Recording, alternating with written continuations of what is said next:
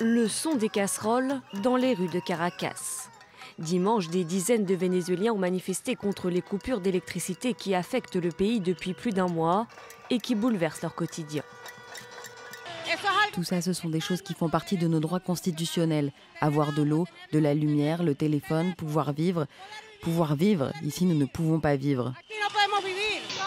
Nous sommes venus manifester pour que le président Maduro quitte enfin le pouvoir et laisse la place à un nouveau gouvernement qui, lui, nous donnera de l'électricité et de l'eau. Parmi les services les plus perturbés par les coupures à répétition, l'accès à l'eau.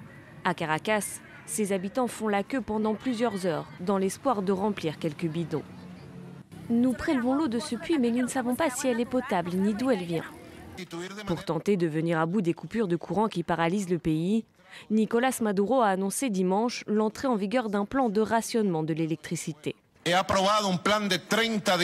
J'ai approuvé un plan de 30 jours de gestion des charges afin d'assurer un équilibre entre la production, le transport, la distribution et la consommation à travers tout le pays.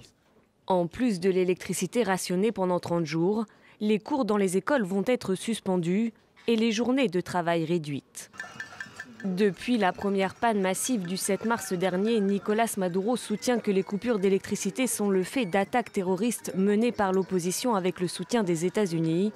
Pour les experts, c'est le manque d'investissement dans les infrastructures qui est en cause.